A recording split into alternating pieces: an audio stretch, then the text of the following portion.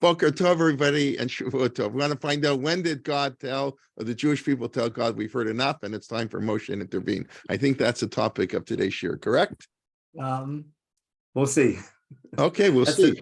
There's title and that's topic. how it was advertised. What will be, that's a different question. No, that's the title.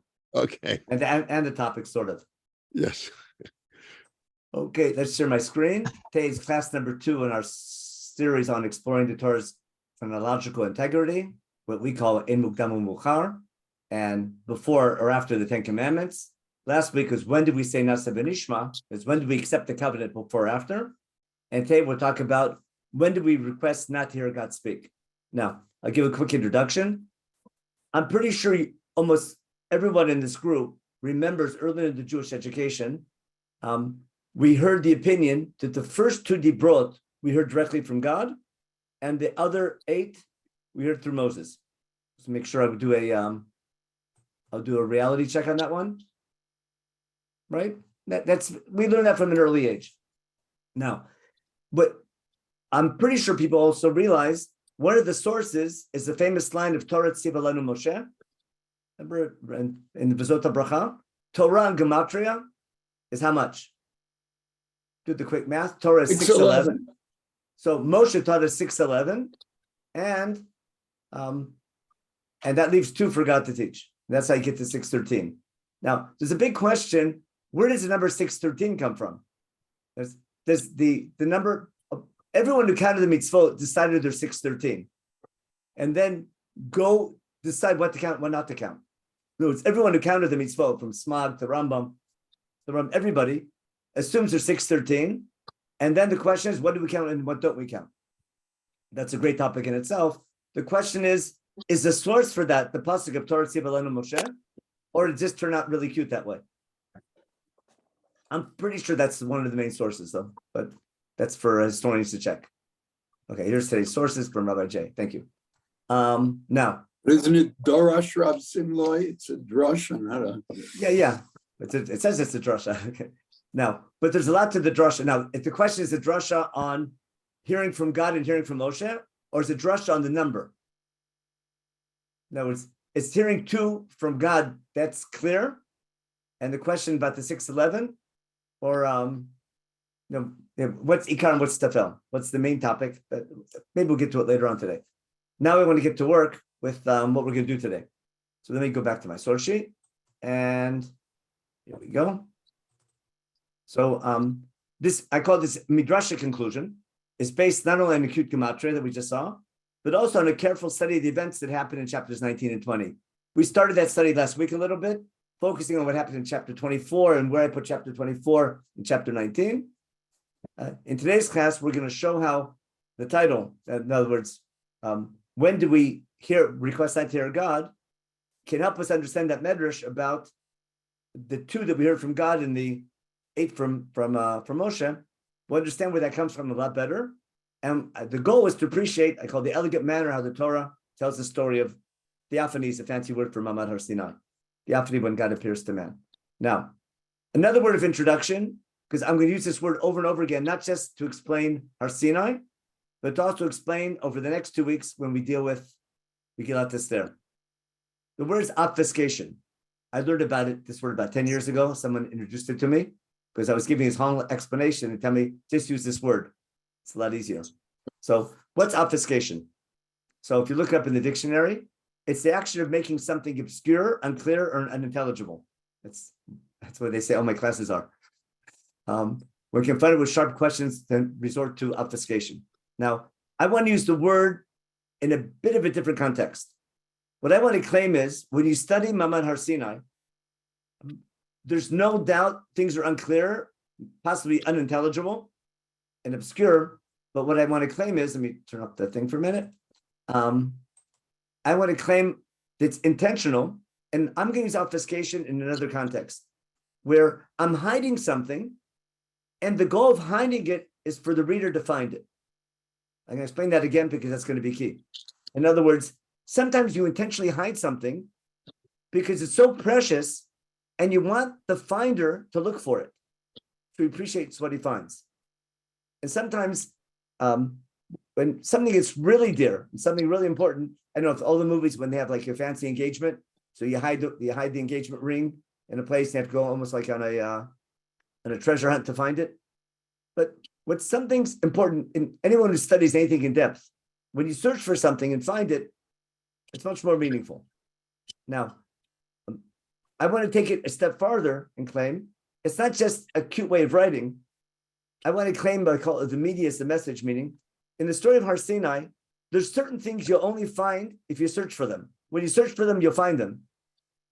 And you'll find them, I think, to be quite clear that they're there. But if you don't search for them, you'll never notice them. And I want to take that analogy to our search for God. Because when you look at life and look at history and look at everything going on, it's easily to live life and not find God. The only way to find God is to search for him. It's called, that's already a shir. I'm not going to give a Musar Shmutz or a Chasidus, but a real basic principle in religion, especially in Judaism, is we search for God. And if you search for God, you'll find him. If you don't look for him, you're not going to find him, unless you're standing at Har Sinai when you can't miss him.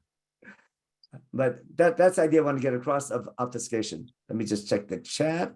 That was for me or for, 1 second. Hiding something today in the movies and TV to be searched and found is called Easter eggs. Okay, I learned something new. Next time, I think, but most of the people here have no idea what Easter eggs are. I know because I went to public school. And one of the saddest times as a little child was Easter eggs, like everywhere, and I couldn't eat them. It was one of my difficult times in my early youth. It's when you grow up in Akron, Ohio. That's the price you had to pay. Okay, now, I guess by the smiles I see, a lot of people do know what Easter eggs are. I guess you hide them, right? And you look for them, I guess. It's not just our culture, every culture. It's something very human. Now, I want to develop this idea and use it to understand when we said yes and no. So now we can start our sources, and we're going to review some of the things from last week because we're still talking about chapters 19 and 20 in Schmutz. It's sort of fresh in our memories from what are they called in Canada?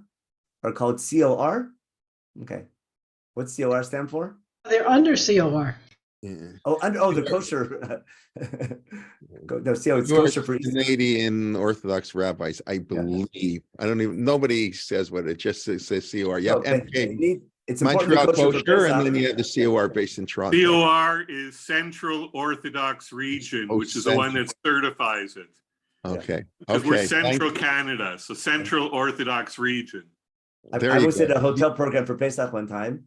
And it wasn't only Jewish, it was like a big hotel, so there was non-Jewish people there also. And one of the mornings of Pesach, they would have Easter eggs hidden over the hotel area. So we had to make sure they were kosher for Pesach. We weren't allowed to take them, but it would have been a problem. Okay, let's get to work.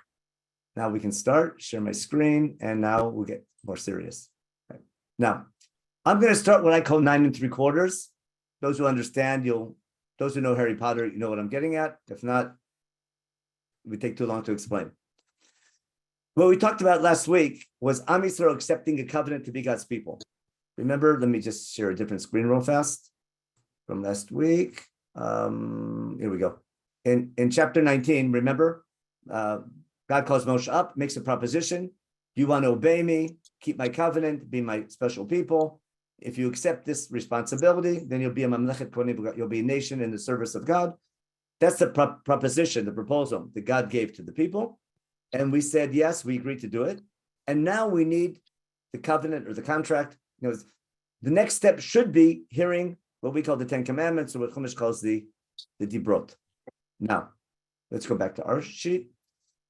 Instead of the next line being, Anochi Hashem Elokecha, and God telling the Dibrot to the people, the rest of the chapter, in chapter 19, discusses how God is going to convey these commandments or these statements to the people. God's going to speak to the people, what we call the 10 Commandments. And the question is going to be, are they going to hear it directly from God or through Moshe? So the first thing God says, we're going to call this plan A. We did this 2 years ago, but I'll review it. God's going to tell Moshe Rabbeinu, here's the plan. I'm going to talk to you in the thickness of a cloud, where I'm going to talk to you inside a cloud, but the people will be standing outside the cloud and overhear our conversation. Why? So the people will overhear when I talk to you. And then v'gam b'cha yaminu lo'olam. Then they'll believe that when you come out of the cloud and say, here's what God said, they'll believe that God really talked to you. The people believe in God. They know God took them out of Egypt. They're convinced he exists. They know Moshe was appointed by God. They're pretty convinced after all the miracles and splitting the sea and everything that happened on the way to Har Sinai. The problem is when Moshe comes and says, God says, keep these laws, is Moshe making it up or did God really say it? So God wants to convey these commandments in a manner that the people are sure that these are truly the words of God and not just Moshe making it up. I think it relates to the Rambam's principle in the 13 principles of Nevuat Moshe. It's our belief that when Moshe said something in God's name, Moshe did not make it up. These are the words of God, and Moshe is only transmitting those words to the people. Now, what should happen now? Now Moshe should tell the people God's plan for the theophany, for hearing the Dibrot. And then it called, this is 9 3/4, Pasuk Tet, verse 9, but 3/4 through the Pasuk. V'yaged Moshe divrei ha'am al Hashem. What did Moshe do? Moshe told God the words of the people. Now, I hope everyone understands what's problematic about this pasuk, because it should be Moshe should have told the people God's plan. Instead, we're told that Moshe told God what the people said. But what's missing? We don't know what the people said. So in Chazal and almost all the commentators, we'll see in Rashi in a minute, they play what we call Jeopardy. We don't, for some reason, something's hiding or obfuscated at 9 3/4. Something's there that we don't see. The people must have said something in response to this plan. Because God said this plan in Pasuk Tet through the first part of Pasuk Tet. God, here's the plan that I'll speak through Moshe, so the people over here. The people must have heard this plan and responded. And that's Divrei Ha'am. But we don't know what the people said, but we're going to figure it out based on God's answer. So we're going to know the answer and figure out the question. How does God answer the people's request?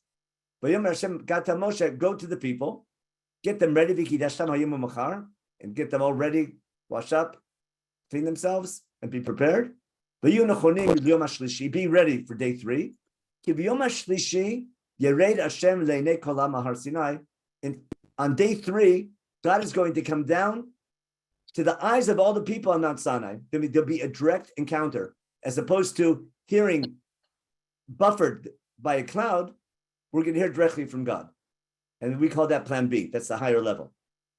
Now, based on God's answer, Chazal understand that the people must have asked, we don't want to hear God through a cloud. We don't want to hear it through Moshe. We want to hear directly from God. I'll just quote you Rashi. Rashi, very easy Hebrew. Rashi says as follows on 9 3/4 on this verse at Divrei Ha'am. That's right here, Divrei Ha'am. What's he saying? He says, Tshuva al davar zeh shamati mihem. God tells Moshe Rabbeinu, Moshe Rabbeinu tells God, I heard a response from the people about your plan. They want to hear from you. You can't compare hearing a message from the king, hearing it from his messenger, or hearing it from God himself. The other opinion we have in the Midrash is, you want to see God. The people were requesting a direct encounter with God. They want to hear God directly. They want what's called panim b'panim, a direct encounter. Now, I'll take a break here for a minute. I want someone to tell me why that is good and someone tell me why that's bad. Why is this a good request? Wanting to see God directly. They want to be close They to want to Hashem. hear. They want to hear direct from Hashem and not from Moshe. Yeah, they want the real thing. They want the clarity. That question: do they want the clarity of being assured this is the word of God, or do they want that encounter? Oh, I get to meet. You say you get to meet the president, but when presidents used to be respected, but the idea is that assuming there can be a person that people respect and look up to, I want to encounter that great person. So the desire to encounter God directly is something great and something praiseworthy. But what's the downside? Who are we to encounter God? No, it's what's called being too close. There's finding the balance between being too close and being too far, which is a classic, it's an eternal religious experience. That was, you have Yom Kippurs and you have, I couldn't say Purim. You have times I just have another question, a simple one. Where would hundreds of people take water to wash their clothing? Oh, because if you remember in chapter 17, when there was no water in Don't tell Refidim, me it's Miriam Be'er. This was for drinking, but I'm telling about washing clothing for other people. so what seems to have happened, according to in Chumash, is that they're running out of water in Refidim. There's no water. God tells Moshe to take his stick and hit the rock in Chorev, which is Har Sinai. And from that time on, and we see in Parshat Ekev the same thing, there's water gushing out of Har Sinai. There used to be very dry Chorev, and now it's full of water. Now that analogy to our source of Torah as a source of water is amazing. So there must be water. There was enough water for Moshe to grind up the egel later on and put it into that water. One of the miracles of Har Sinai was it was a very powerful water source, like a hydrant of water coming out. Later, when we travel from Har Sinai, the Midrash talks about the bear of Miriam. That's because we run out of water when Miriam dies. So that's the source for the Midrash. But the main source is the water is coming from the Mayan and Har Sinai. And okay. And someone mentioned this is Abba versus Yira, which is very classic, right? Because what we just explained in detail is what the rabbis call Ava is desirable, and Yira being fear, or I call awe. Not fear of God, but awe of God. All leads to respect and wanting to serve him, as opposed to fear, wanting to run away from God. But out of awe, keeping your distance, on the other hand, wanting to be close. It's called a dialectic. Now, so now what's going to happen? After 3 days' time, we should have this direct encounter from God. Let me just give you one other. If we take the parallel account in Sefer Devarim, which we're going to see later on anyhow, in Sefer Devarim, not this one, we'll do this one, Devarim. In Devarim chapter 5, which is a parallel of the Ten Commandments, we'll see how this idea repeats itself. The Ten Commandments start in verses 6. It says, Panim b'fanim diber Hashem imachem b'har mitoch ha'esh. God spoke to you, these 10 statements, face to face. Okay? And then it says, Onochi, Moshe says, Omeid ben Hashem u'benechem. I was the middleman between you and God at that time to tell you the words of God. Because you were afraid of the fire, and you didn't go up the mountain. Now, is verse 4 talking about what should have happened? And verse 5 is what ended up happening before the Dibrot? Is verse 4 talking about how the 10 commandments were given directly from God? And verse 5 is everything after the 10 commandments? Or is verse 4 talking about the first 2 and verse 5 is the last 8? A massive argument among the commentators. Got that? I'm just showing you everywhere you turn on Chumash in Sefer Shemot or Sefer Devarim, it's unclear what they heard directly from God, what was plan B directly, and what was plan A buffered through Moshe. Hope that's now. Let's read now in chapter 19 and see what happens. So let's return now where we're up to in the text. We're back in chapter 19, and God tells the people, should make this bigger, but cordon off the mountain. Don't let anyone touch the mountain. I think we talked about this last week a little bit. If anyone touches the mountain, throw a stone, keep it back. But when can you go up? When you hear a loud shofar blowing, then they can go up the mountain. Now, there's a big argument. It's a loud shofar blowing, a sign that we're starting the theophany or that it's over. In other words, when God is speaking on Har Sinai to the people, are we supposed to be off the mountain entirely until the 10 commandments are over? And when they're over and God leaves, then we can go on the mountain? Like it's a game over sound, buzzer? Or is the loud shofar blowing the sign that's beginning? And when God speaks the 10 commandments, we're supposed to be on the mountain, ready to encounter him. Again, the fact that it's an argument among the commentators shows you again, the verses are unclear on purpose. Okay. Moshe goes down, gets the people all ready, and now we're ready for day 3. It's day 3 in the morning. There's kolot, pay attention. There's kolot ubrakim banan kaved alahar. Make this a little bit bigger. We'll make it too big. There we go. Move this over, move this up. Okay, now we can see. Day 3, there's lots of sound. There's shofar blowing, heavy cloud on the mountain, loud noises, kol shofar chazak mod. That sounds like this mimshach yovel. But yecharat kol ha'am asher b'machaneh, everyone gets scared.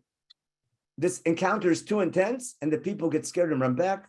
This is the source for why we stay up all night, Shavuos night, that we ran away from Har Sinai and weren't there in time. Now, what does Moshe do? Moshe says, no, you asked for this direct encounter, come. So Moshe takes the people from the camp, towards God, towards the mountain from the camp, and they stand at the bottom of the mountain, and we're going to try again to get it started. Har Sinai now is trembling, cloud, fire, billowing fire. It's like real intense experience, and everything's shaking. And then what happens? There's a loud shofar blowing. And then what happens? As Moshe would speak, God would either amplify his voice or speak with a sound. Very, very difficult verse to understand.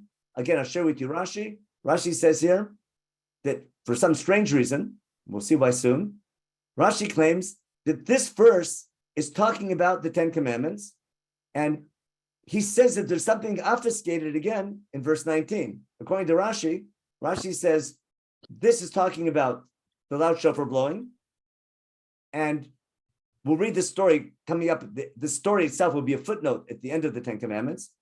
But what happened was there was a loud shofar blowing. The people heard the first 2 from God. Then they got scared, and they heard the last 8 from Moshe. And when Moshe would speak the last 8 dibrot, God would answer him would amplify his voice. Let me show it to you in Rashi. I forgot to copy it on the list. I thought I had both, but my mistake. So I'll share with you Ala Torah, our favorite website, and we go to Ala Torah. No, we don't want this one. We want Ala Torah is this one. No. Where's that? Where's Ala Torah? One of these. Exodus 2. Here we go. I guess I have to open it up again. Ala Torah. Ala Torah. We want. We can practice using this site. Oh, what happened here? So we want English. We want Tanakh. We want Mikro Gdolot. We want Sefer Shmutz. Okay, Shmut 19, verse 19. 19. And we want Rashi. And we want Rashi on 19. Let's get right there. Here we go. Moshe Yedaber. Kshayam Moshe Medaber Mashmiah Dibrot. When Moshe, that's not going to work. When Moshe would speak and say the Dibrot to Israel, because Am Yisrael only heard from God, Onochin Lo Yelecha, then Hashem HaKadosh Baruch Hu would amplify his voice, would help him, giving him strength for his voice to be heard, and basically amplified his voice. That's how they understand Moshe would go. So if I follow Rashi, Rashi's consistent. What's he saying? The people's request for this high-level plan B is obfuscated when they ask for it, and it's obfuscated when it happened. But if I follow Rashi carefully, Rashi's claiming that verse 19 that we just read is describing the 10 commandments, in fact, the last 8 commandments. And later in chapter 20, we get the 10 commandments as a footnote. Because this verse 19 is like a header, and everything that follows is a footnote. Now I want to show you what it's really based on. Maybe people know. What's the other proof that the first 2 commandments are different than the last 8? Change First the person and third person. Third person. That's well known, isn't it? Just take a quick look for those who are not familiar. If I go back to our English Hebrew Tanakh, let me just go nice English Hebrew one.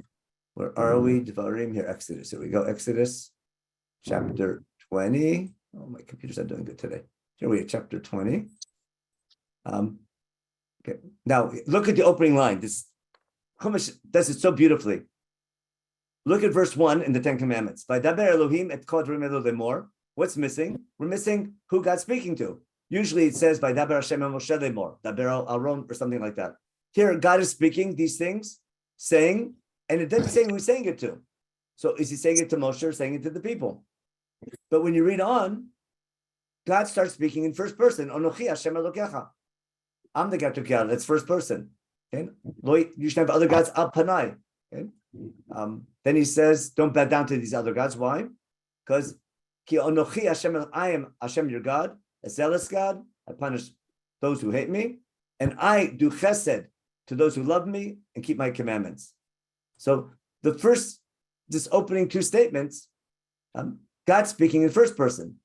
But when you look at the 3rd commandment, Lo tisad shem Hashem elokecha lashav, that's someone speaking on behalf of God. Don't carry the name of your God, Hashem, your God, in vain. Because Hashem will not clean away that sin. That's third person talking about God. Same thing about Shabbat. Keep Shabbat. Don't do any work. What's it say? It's Yom HaShvi is Shabbat l'Hashem Elokecha. It's Shabbat for your God. Don't do any work, etc. And then we talk about God in third person all the way through the end of the Dibrot. I see there's a okay. So that's the so when you study the Dibrot and you see that the first two are first person and the last eight are third person, that supports the approach that that they were given differently. But then what's missing? What happened that caused the change of person to what changed the plan in the middle? And that's where we get our whole topic of In Mukdam Mukhar. Now, not all the commentators agree with this interpretation. Ramban, for example, claims there's a different reason for first person and third person. He says the first two are cardinal, the basics of the covenant, and the rest eight are applications. And therefore, the first two, to show how important they are, they're written in first person, but they're all given at the same level. We'll get to the Ramban a bit later on. Chazal understand, and your kindergarten teacher, that the first two were given by God, and the last eight were different. And because of that, what's missing now is the story of why did we go from plan B back to plan A? Why did God go from speaking directly? What must have happened? They must have gotten scared in the middle. Okay. Now, we're going to say goodbye to Jay. Rabbi, have a good day. I'm sure you'll be in suspense that you know this year, so it's okay. Now, where are we? Back to our source sheet now. So, here's the story after the Dibrot in this is chapter 20. I should have written here. This is chapter 20, verse 14. After Lo Tachmod, we get a story, and it goes like this. This story is going to be the key for the rest of our discussion today. So we're going to read it slowly and carefully. After the Ten Commandments, it's written. When it happened, we'll discuss. All the people hear or see the loud noise, the thunderings, and the lightning, and the voice of the shofar, the loud sound of the shofar, and the mountain smoking and billowing with smoke and fire. The people see tremble, okay, and they move. They stand at a distance. It's basically they run back from Har Sinai. Okay? They're scared. V'yamru Moshe, daber atay imanu v'nishma, v'yedaber imanu olim namut. They beg Moshe, you know what? We want to hear from you. We don't want to hear from God because we're going to die. Now, what's this story? In essence, they're saying, we don't want to hear plan B, this high level. We don't want what we asked for. Remember, if I follow Rashi, you understand where Rashi's getting his commentary from? It's not only from playing Jeopardy and in the beginning of chapter 19, but it's also from this story here. Here we have a story where the people don't want to hear directly from God. They want to hear through Moshe. So that implies that earlier they asked to hear from God. And that must have been the response when God said, I want to talk to Moshe through the cloud. And therefore, here I have a story where the people now beg Moshe, we want to hear from you. We don't want to hear from God because we're going to die. So guess what Chazal do? They take this story and put it where? They say this story is a footnote to the Ten Commandments. And the story chronologically happened between Commandment 2 and 3. But we don't want to break up the Dibrot because they're written later in stone on one, on the Dibrot, on the tablet. And therefore, it's when the laws are over, when the statements are over, we bring it as a footnote or an endnote to the Ten Commandments, even though it happened between Commandment 2 and 3. Now, pay attention to Moshe's response, which can be understood in different ways. V'yemer Moshe la'am, al tiro, don't be afraid. Ki levavor nasot etchem ba'Elohim. God's doing this to test you, to build you up. Remember, and Nisayon, to test you, to make you stronger and build up your belief in God and faith in God. Ubavor tiyeh yiroto p'nechem levitichetao, because God wants you to be in awe of Him, to fear Him. Now, is Moshe telling the people, come back to where you were and listen to God directly? Or is Moshe telling the people, it's good where you are, just don't go any farther away? Everyone understand the two possibilities? I can understand that Moshe is saying, bad idea, come back to where you were. Or Moshe can be saying, don't feel bad about your fear. Your fear is good. Just stay where you are and don't go any farther away. Unclear. Again, in the commentators, you see both opinions. The people stand at a distance, means they don't go back to the camp. They stand at Har Sinai, but not on Har Sinai. They're at a distance from Har Sinai. And Moshe goes into the Arafel, into the cloud, where God is. And I'll just show you again, as long as we had Rashi open before. What's the Arafel? Rashi's going to say the Arafel is the Av Ha'anan from 9 3/4, from chapter 19, but verse 9, he says, Moshe goes to the cloud, and we're back to our original plan. Now, the question is, when did this happen? So now, it's followed. Go back to my source sheet. What are the three opinions? Nice and simple. Okay. When did the story happen? Either after the Dibrot as it's written, what you see is what you get. In the middle of the Dibrot, that's what Chazal say, between commandment 2 and 3. And of all commentators, the Ramban's going to claim that this story happened before the Dibrot. Are you surprised? The Ramban, the champion of keeping Chumash in order, who does somersaults keep Chumash in order, of all the commentators, Ramban's going to say that this story happened before, in the middle of chapter 19, before the Dibrot began. And Ramban's going to know that all the Dibrot were given not directly from God, only through Moshe. They overheard them, but didn't hear them directly. The people stood at Har Sinai at a distance, but didn't go up, but didn't hear it directly from God. And God spoke in first person. That's a technical difference, not that God spoke directly to them. So the goal of the shir is to understand why Ramban, of all Parshanim, of all the commentators, leaves Chumash, claims that this story is out of order, and we have to see where he puts the story. He doesn't put it between 2 and 3. He's going to put it earlier. We'll see exactly where as we go on. So let me just clarify that again. If I keep Chumash in order, what happened? We get to Har Sinai, we make a covenant, we all get all ready. The people get a little bit scared, but they still stand. Moshe brings them up. God speaks, what we call the Dibrot. When the Dibrot are over, there's a story of the people becoming fearful and begging Moshe, we want to hear from you and not from God. If I keep Chumash in order, keep it simple, they heard the 10 Commandments directly from God. Afterwards, they got scared. And because of that, the rest of Chumash, God talks through Moshe. And the people don't hear God directly. Chazal claimed this little story happens between commandment 2 and 3, explains the change from first person to third person. That was the Torah Tzivalanu Moshe. Number 2 from God and 6:11 from Moshe. And Ramban, of all commentators, is going to move it before the 10 Commandments, and we have to figure out why.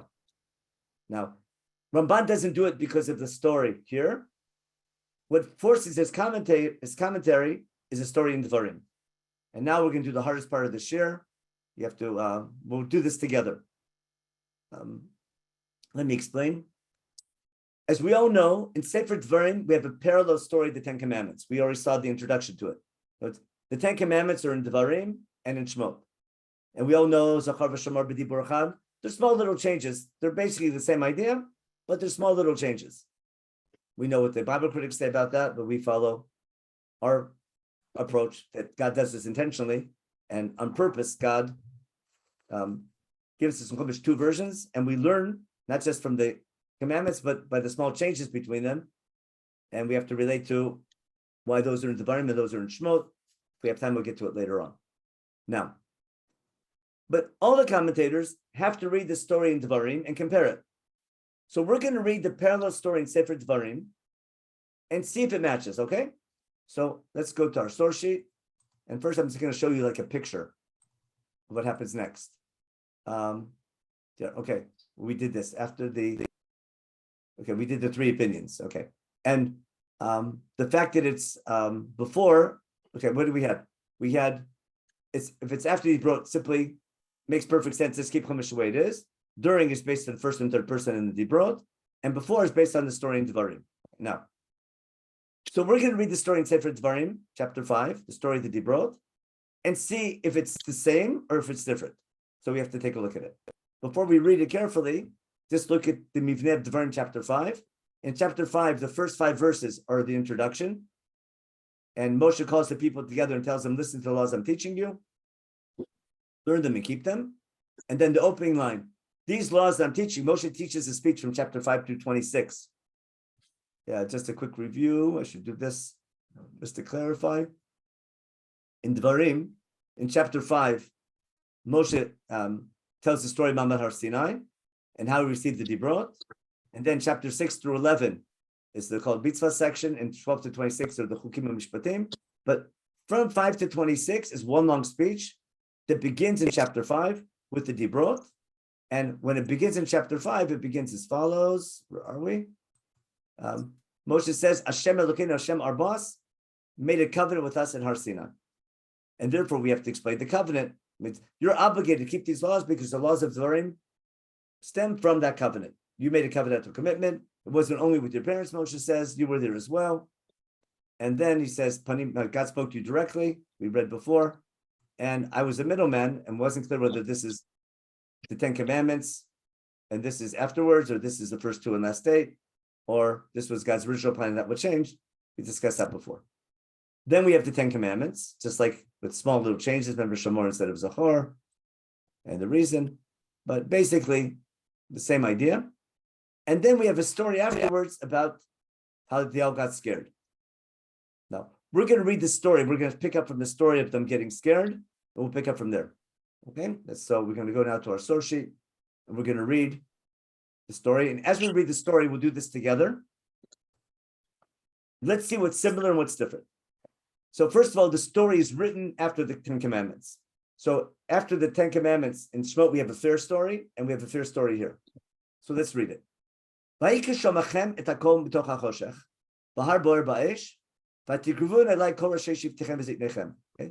When you heard God's voice speaking to you from the darkness and the fire, the cloud, you all came to me, your leaders came to me, and what did you tell me? It seems to be a more detailed story. God showed, they told him, we see how great God is, we heard his voice, and we heard his voice from the fire, and now we know that what? God can speak to man and stay alive. We know it's possible, but now why should we die if we get consumed by this fire? If we continue to hear God speak to us, we're going to die. They're saying, we got a nice little taste of this, we're convinced, but another minute here in Har Sinai, we're all going to die. It's too intense. We don't want anymore.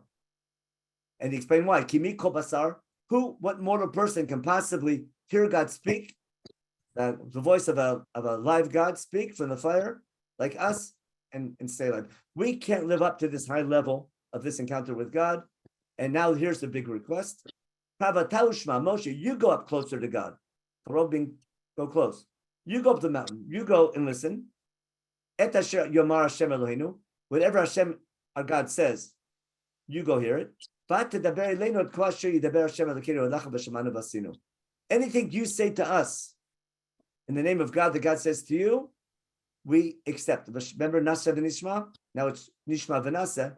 But we're going to do anything that you say that God says, we believe you. We're believers, just no more direct encounter.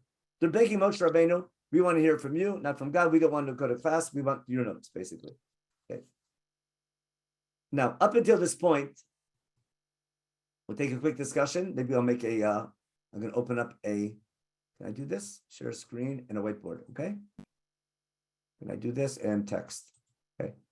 So tell me, what's similar and what's different in this story so far? In what way is this story similar and how is it different than we read up until now? Anyone want to suggest? Either say how it's similar or is it different? What's similar and what's different? Similar, both the people came to Moshe and told him that he should transfer the information from Hashem. Okay, that's almost the same, right? Asking him to be the speaker, right? That's for sure. Agree 100%. In both stories, remember we saw in Shemot, that you speak, and we don't want to hear from God. They're both written after the Dibrot. They're all scared, and they asked Moshe to speak and not hear from God. Okay. Anything different? Yeah, saying that they already heard God's voice. Very good. And here, though, that's the difference. We'll put this on the other side. On the other hand, let's do a different color now. Do this in red. We need text. There we go. They already Heard us. heard Hashem speak. Right? They already heard God speak. And in Shmot, it doesn't say. It doesn't say either way. But they were scared. They were scared of the fire. I mean, of the sounds. They're scared of the sounds. Okay. I just gave something away. Anything else different? They don't talk, there's no talking about getting close or standing by or standing away and standing still. There's no movement, no sense of the people moving back and forth. They just tell them, yeah, it seems like the theophany is over, right? They heard him and they don't want to hear him anymore, but they already heard. Also, what were they scared of? And let's take a look again. They don't say that they're scared to die, that they're going to die. Oh, here they're scared. They may die. It doesn't say that in Shmot. And what scares them? Hashem, the Fire. voice. The fire. Fire, right? Or Shmos, sound. it says pen namus, no? Shmos, Yeah, that's pen it. In namus. Shmot, they're gonna die, and they're scared of the fire. Let's take a look now. Let me stop the share for a minute and go back to this. Excuse me? I'll look again. Let's take a look in Shmot again. In Shmot, let's read carefully what they're scared of.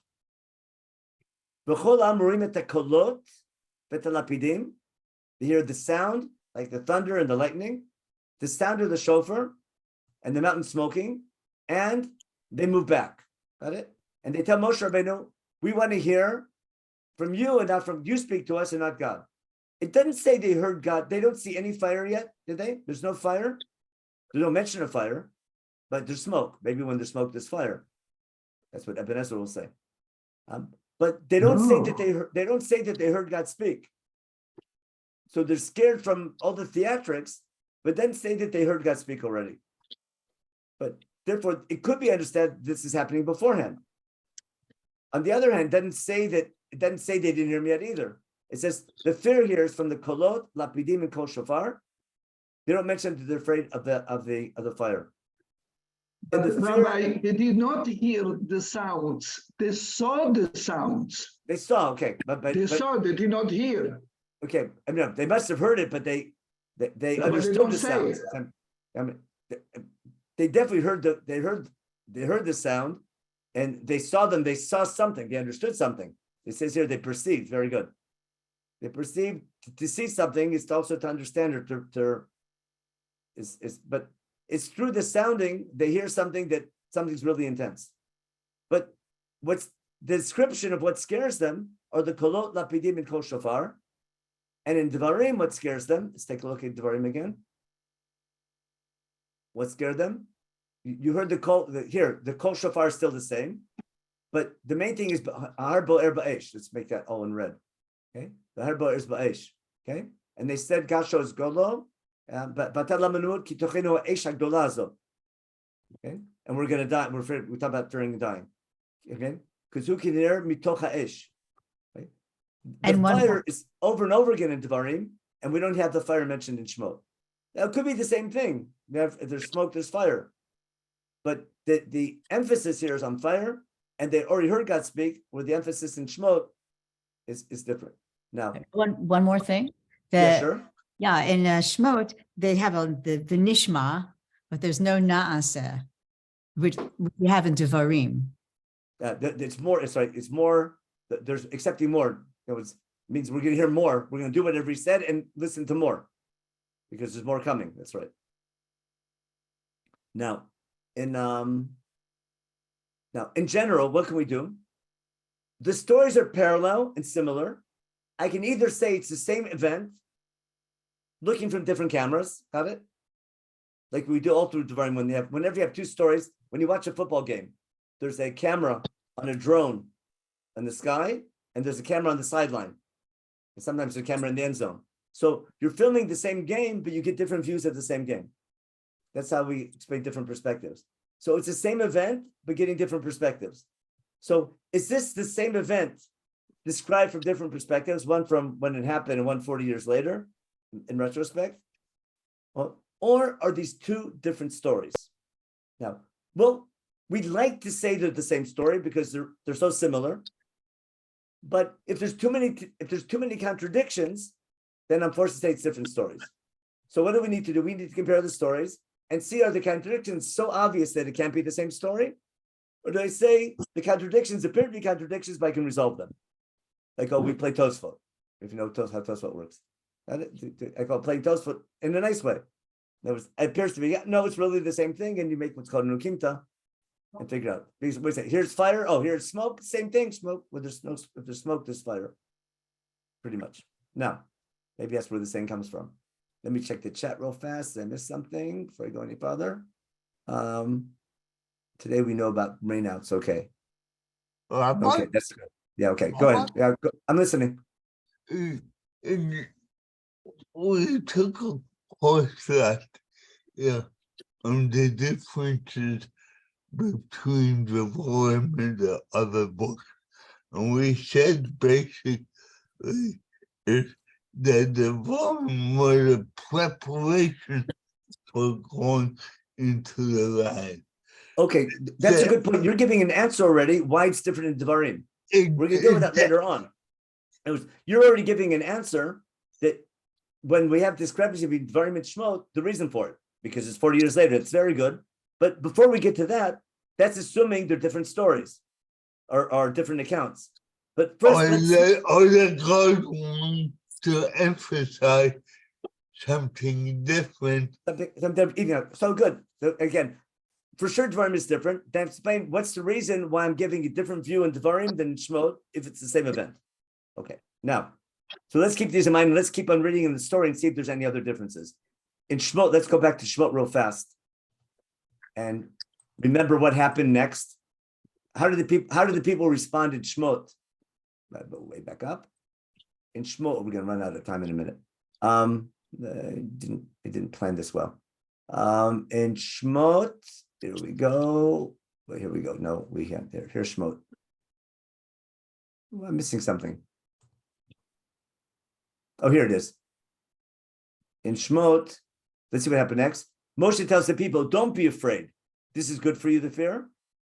Okay. So Moshe seems to say, the fear is good for you. But is Moshe saying stay where you are? We're not sure. But here, though, the people stand at a distance and Moshe goes into the cloud. So let's see what happens now but Moshe says, don't be afraid. That's the main thing. Moshe says, don't be afraid. Now let's see what happens now in Devarim. We're in the middle of the story in Devarim. And when the people said, I have the Ramban, and I will get the Ramban later. Okay, back to Devarim. Okay, we had this part of the story, and they said, V'shamanu v'asinu. Okay.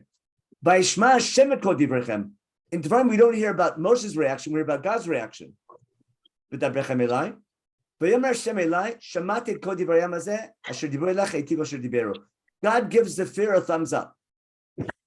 Now, is that contradicting Moshe or not? Moshe says, don't be afraid. And God says, it's good they're fearful. But Moshe said, don't be afraid, but fear is good for you. It's not contradicting. Now, first of all, God is allowed to argue with Moshe. It's not contradicting. There's no contradiction. It's opposite. You're saying it is a contradiction. No. It's really siding with Bnei Israel. Oh, God saying, no, God, it's not a contradictory story. It's that Moshe thinks fears they should be fearful. And God's saying, it's good they're fearful. In other words, Moshe says, Al tiro, don't become fearful. But then Moshe says the fear is good for you. And God tells Moshe Rabbeinu, the fear is good. I'm happy. It's good that they spoke to you that way. He says, Mi ten vayelavam zed lirauti kol hayamim. They should always fear me so much to keep all my laws. L'mani tav lachem. It's good to have the fear of God. It's good to keep their distance. It's healthy, that fear. It's not so good to be that close encounter with God. Now, is this a different story, or is this a more detailed story where God tells Moshe Rabbeinu, take it easy, it's okay. It can go either way. Agreed? One is from Hashem's side, one is from Moshe and Bnei Israel's side. Agreed. So therefore, it's not necessarily a contradiction, even though it's different. It could indicate a contradiction, but it could be different. But it could be the same. Now, let's see what's next. What happened in Shmot? The people stand at a distance, and Moshe goes to Arafel. Listen now. God tells Moshe, Lech emor lehem, Tell the people, go back to their tents. You stay here with me, and I'll speak to you and teach you the mitzvah and chukim mishpatim, the commandment, all these laws, which you have to teach them and the keep of the land you're going out to inherit. Now, that part is very different because in Shmot, the people stand at a distance and Moshe goes into the cloud and God speaks to him. And here, God tells Moshe, send them back to their tents and you stay here with me by yourself. That's a major difference, which you have to deal with. But it could be, it's the same idea. I mean, the people stand at a distance when Moshe goes up and then they go back to their tents. It could also be. It's not necessarily a contradiction, but it's possible. Now we're going to run out of time, so I want to finally read the Ramban a little bit. But I hope you understand my question in general. And therefore, if it's the same story, then the people heard, no, if the stories are same in Shmot and Dvarim, then for sure Am Yisrael heard the 10 Commandments from God. And the first stories after the 10 Commandments, no, if the stories are equal, for sure we heard them from God. If they're not the same story, then one of them has to move, but the one in Devarim for sure is after the Dibrot. It's beyond a shadow of a doubt. I can't take the story in Devarim and move it before the Dibrot. But the story in Devarim for sure is after the Dibrot because Moshe sends the people home. And Am Yisrael is standing in Har Sinai after the Dibrot. So the story in Devarim is for sure is after. The story in Shmot could be read earlier. But if the stories are different, then I have to move one of them. And if I have to move one of them, it's got to be the one in Shmot, not the one here. Okay? That's what we're going to follow now. Now, let's read the, now we're ready for the Ramban. I'm going to share with you one other source sheet. 1 second. This looks a little strange. How are we going to do this? I call this page cutouts. You'll see what I'm talking about in a minute. Here. I have a page here. Maybe I didn't share with I'll send it to you if you want. This has all the text from chapter 19 and 20. So this is, I'll make it big. This is ABC. It's in the order of the text. I'll make it big now. That's what I'm talking about. This was the proposition, the first 8 psukim. Do you want to be a people? This was preparation, plan A and plan B. We talked about getting ready. This was day 3, where they get scared in day 3 before the Dibrot. This was, according to Rashi, the Dibrot, according to Ramban, all preparation. These were limitation psukim we talked about last week, where they can't look and become close anymore. Then we had the first 2 Dibrot, that's F over here. Then we have the last 8 Dibrot, and then we have our first story. So now let me get my my annotator, here we are, and draw. This story here, got it? Oh, I didn't do this right. Clear? Okay. Now you see what the story is. Now I can make my screen smaller. Okay, now make it up a little bit. Here's the question, a little bit smaller. Okay. This first story here. Now we can. Okay. This story here in Shmot is similar to one in Dvarim. Now, I can keep it here. If this story is the same as Dvarim, I leave it where it is and simply have to deal with the discrepancies between the stories. But it's the same story. If the story in Dvarim is different, then the one in Dvarim belongs here. I have to take the one in Dvarim and move it here chronologically. And this one has to move. What do Chazal do with it? They take it and move it here. Understand? I call it a free electron. Understand? The story in Dvarim pushes this story out of place and takes its orbit. In other words, the story in Dvarim chronologically belongs here. That takes this story here, and we have to move it. Chazal moves the story between the Dibrot, between F and G. That's what you learned basically in kindergarten. I want you to understand what your kindergarten teacher taught you. Chazal's approach that this first story happened between commandment 2 and 3 is primarily because of Dvarim being a different story. Once Dvarim is a different story, then Dvarim happened after the Dibrot for sure. This one can't be the same story. Therefore, it happened to happen earlier. What happened earlier? It must have happened between the Dibrot. And then it explains why we go from first person to third person. And then why is it out of order? Because I don't want to break up the Dibrot, because they're written on the Luchot. And all I need to do is take this story and move it in between the Dibrot.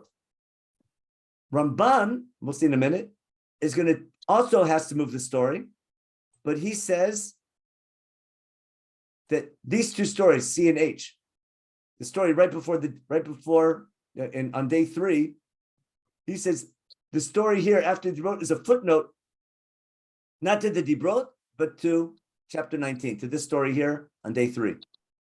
I'll try to explain what I mean in a minute. Let me clear all the drawings. What Ramban is going to say is, mouse, and we'll read the Ramban now inside. Make it bigger, bigger, bigger. There you go. Ramban is going to say that those who hold that the stories are different, everyone but Ibn Ezra, they say this story can't be here, I have to move it. And this story is an endnote or a footnote. Chazal say it's a footnote to the 10 Commandments. Ramban's going to say it's a footnote to chapter 19, to this story in chapter 19. But he has to explain why we need a footnote to this story. He's going to say that this is the main story, and this is a footnote explaining what happened in the story, and we explain why it's written afterwards. Okay, I hope that was clear enough. I know it's complicated. Hope this story helped a little bit. Now I'll stop my share and clear my screen and go back down to the Ramban. Now we're going to read the Ramban. We have 10 minutes to read the Ramban. No, we have no time to read the Ramban. I'm sorry, my hour's up. My apologies. Okay, I'll take 4 or 5 minutes extra, and I'll just start the Ramban, and I have to read it for homework. Okay. So again, if the stories are different, when did each story take place? If they're the same, then it's fine. Ramban holds going to be a different story, and Ibn Ezra will be. So Ramban begins by quoting Ibn Ezra. That time Farshim, it says Ibn Ezra says this was after Matan Torah. And it's the same story as in Dvarim. Got it? Now, why does he quote Ibn Ezra? Because he wishes Ibn Ezra was right. In his heart, he wants Chumash to be in order. And he quotes Ibn Ezra because he wishes he was right. But his study of Chumash doesn't allow him to do that. He explains it. Why? Before, Shamar Bekan, Ayi Daberi Manu Elohim, V'lomar Od. Here it says, we don't want to hear God speak to us, and that's it, we don't want to hear him speak to him anymore. Remember all the things we said before? So Ramban notes that in Dvarim they heard God speak already. Here they didn't hear him speak yet. Okay? Here Moshe tells the people, don't be afraid. And God said there, it's good they're afraid. Again, you can answer each one. You can say, God's contradicting Moshe or arguing with Moshe or explaining the people to Moshe. But that contradiction is too much for Ramban. Okay. They're only afraid of the sound and the noise and the theatrics. And there they were afraid from the Dibor and from the Eish. Okay. And here at the end of the story, it says Moshe goes into the cloud and not inside. And there he goes into the cloud, and Dvarim he goes into the cloud and stays there for 40 days. Okay. So therefore, it can't be the same. Now, where does he put it? It says, "V'nachon beinai sheparsha b'sidur ha'inyan ki b'chol amrim et kol avrat hayakol matan Torah." Got that? This story, even though it's written after the Dibrot, happened before Matan Torah. Okay. Now, and why? First, in chapter 19, we have all the things that God said. That's the main text. In general, why did we put a footnote in a text? We don't want to break the flow, and then we put something in a footnote. So he says in chapter 19, the main topic is God speaking, all the words of God. First, we have everything God said. And now that we finished God's presentation, now is a footnote, got it? We're having a footnote to the whole story, to chapter 19 and the first half of chapter 20. I have a footnote. Here's what happened back earlier, what the people did. Okay? Now, let me, the rest I just explained. What he's going to do is he's going to take this story here. Where are we? He's going to say the story in Dvarim for sure is later. Therefore, it's not the same. He's going to take this story. It's the same thing that happened here. What happened here? On day 3. Let me just show you. I'll do it with it. It's easier. And we'll finish with this. I'll make this bigger and try and show you. Here's what Ramban's going to do. Hope you can see this. I'll do some arrows. Arrows. Annotate arrow. Arrow. Here we go. Now, on day 3, there's kolot brakim v'anan kaved.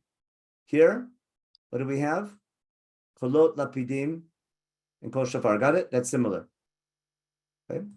And Vayam v'yanu v'yamdu merachok, right? What's it say?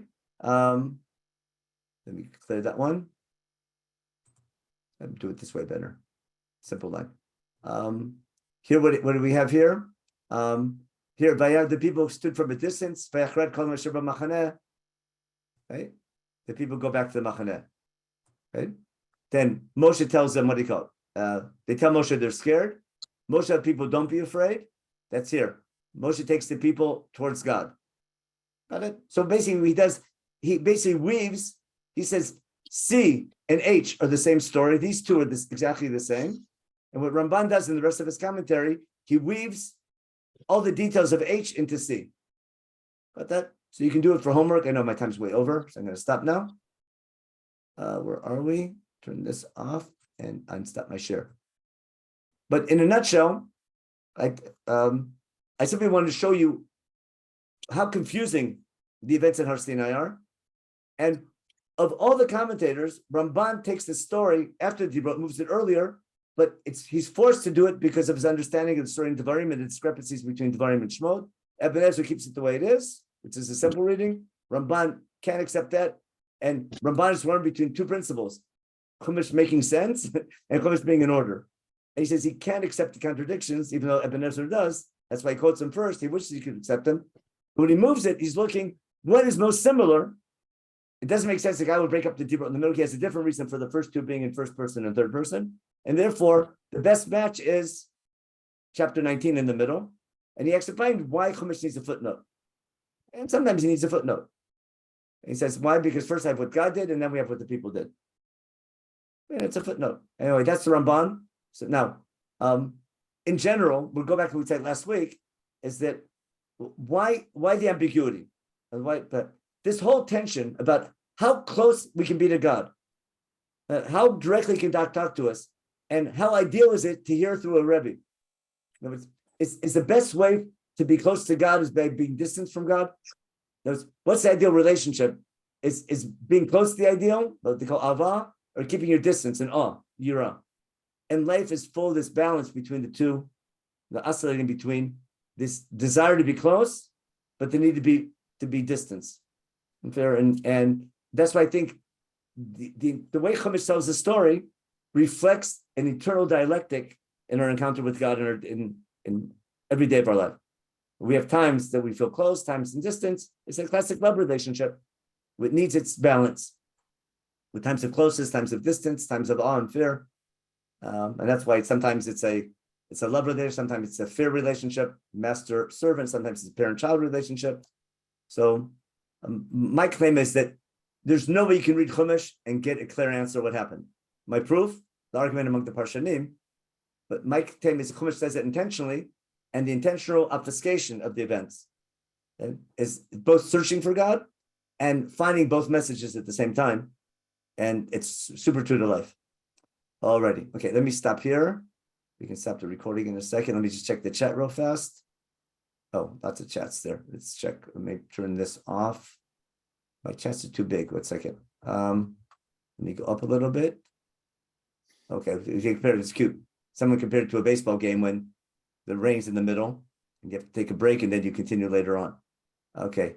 Okay, I have to send the things to an email. Okay. I said about the baseball game is, do you continue? That's if the rain stops, or do you play the first innings over again when the game is canceled? So you have both possibilities. Yeah, very good. Okay. Okay. So Moshe, okay. Based on Mishpatim, chapter 22 and 24, so Moshe tells the laws of Mishpatim after the 10 commandments before he goes up. Okay. So it's cute. According to, when did Moshe tell Parshat Mishpatim? If I keep Chumash in order, it makes so much sense, Parshat Mishpatim. Let me show you something. Where are we? Share my screen. And where are we? Exodus 20. Here we go. If I keep Chumash in order, the people stand at a distance. Moshe goes to Raphel. And then God tells Moshe Rabbeinu, the laws of Parshat Mishpatim. So if I keep Chumash in order, it's perfect. That's why Rashi claims that the laws of Parshat Mishpatim were given to Moshe on the first 40 days. But that's what, because Rashi takes chapter 24, moves it earlier, and moves this story between the Debrot, he says this the laws of Mishpatim are together with the laws that Moshe gets in Sefer Dvarim. It gets really complicated, but your question, Rashi paid attention to it for sure.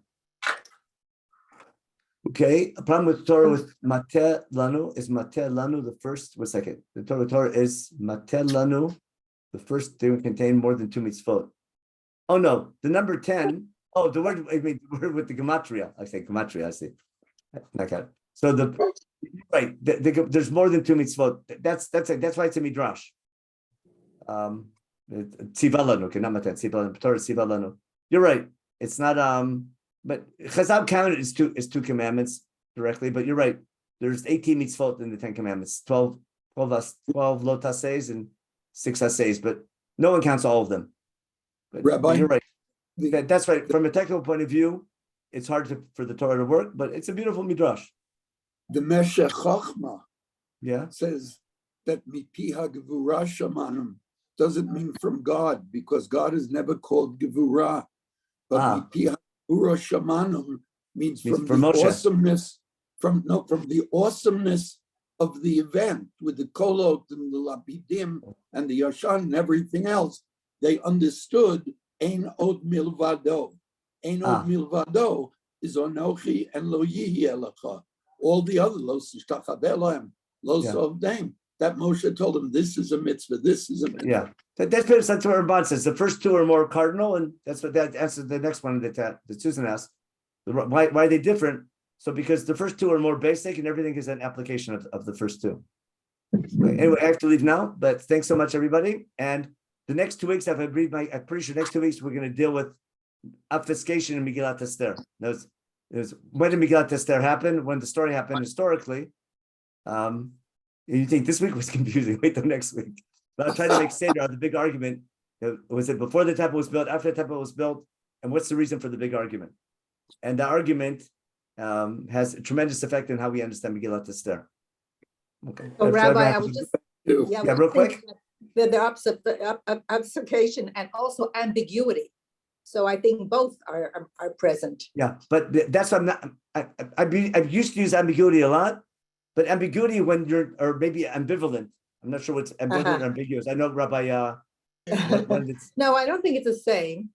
No, those are 2 different words. Not quite clear. Yeah. Ambivalence it wants to be understood both ways. I'm talking about something else. I'm talking about something happening that if you don't look for it, you won't find it. That's ambiguity. That's hiding. But it's also purposeful. It's purposeful. It's purposeful. Obfuscation is purposeful. Exactly. That's my point. We're hiding something purposely because we want the reader to look for it. We don't want to hide it. We want to make finding it meaningful. Thank you very much. Thank you, Rabbi. Thank you. Have a good night, everybody.